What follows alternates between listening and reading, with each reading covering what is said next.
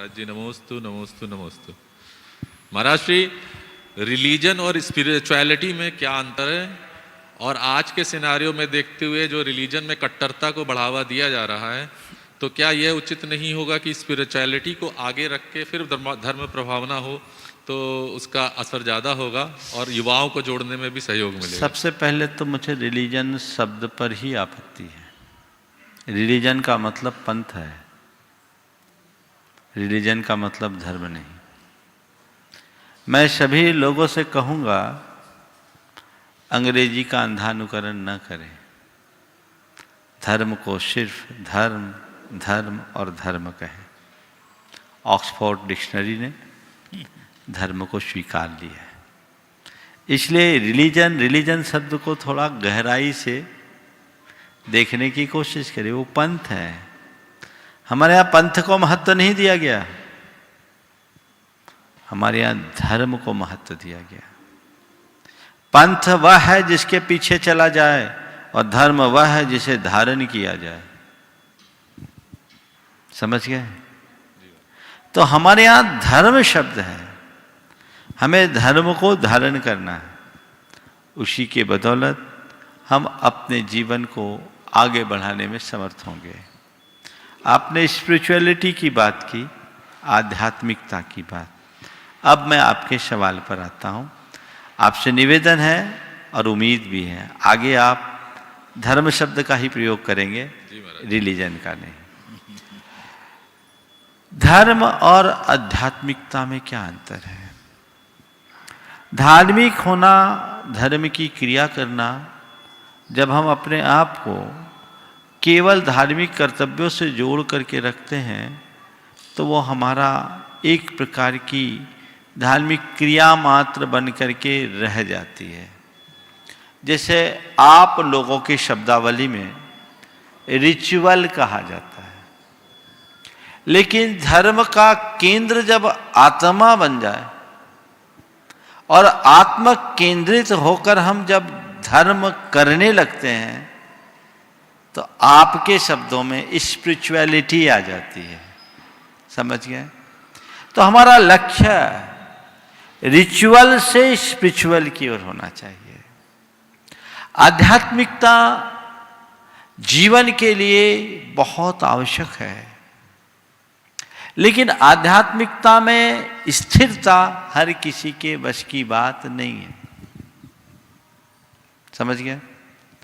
उसके लिए उस तरह का मनोबल चाहिए। धार्मिकता में एक छोटा सा बच्चा भी जुड़ सकता है। आप सीधे सीधे किसी को आत्मा में डूबने की बात करो तो उसके लिए संभव नहीं। आप पानी में ढकेल दो, कहो तैरो, क्या है? पॉसिबल है? माना कि पानी में तैरा जा सकता है और तैरने का जो आनंद है वो अद्भुत है। पानी के किनारे कीड़ा करने में कोई मजा नहीं। मजा तो तब है जब तल में तह तक जाकर डुबकी लगाए आए और तैरे। लेकिन डुबकी लगा पाना सबके बस की बात है क्या? तो उसके लिए क्या करना पड़ेगा? दुनिया के जितने भी बड़े बड़े तैराक हुए हैं वो एकाएक तैरना नहीं सीखे। उन्हें कभी घुटने तक फिर कमर तक पानी में पहले हिचकोले खेले हैं, फिर किसी ट्यूब का आलम्बन लेकर हाथ पांव चलाना सीखा है, तब तैराक बने हैं ना। तो जो हमारी धार्मिक प्रवृत्तियां हैं वो तैराकी का प्रारंभिक अनुभव है। समझ गए? इसी से हम आध्यात्मिकता की दिशा में आगे बढ़ सकते हैं। इसलिए मैं कहता रिचुअल से स्पिरिचुअल, उस तरफ मुड़ो। पर जो लोग पानी में हाथ पांव मारे बिना सीधे तैरने की कोशिश करते हैं उनके लिए मैं क्या करूं? थोड़ा तो लेना पड़ेगा ना ट्रेनिंग। इसलिए धार्मिकता को सदैव नकारात्मक दृष्टि से देखना अच्छी बात नहीं। वस्तुतः ये मूल है, बेस है। इससे हमारे जीवन की सकारात्मकता की वृद्धि होती है। हां, वे लोग अभागे हैं जो केवल धार्मिक कर्तव्यों क्रियाओं में ही अटक जाते हैं और अपने धार्मिक आग्रहों में उलझ करके कट्टरता को अपना लेते हैं।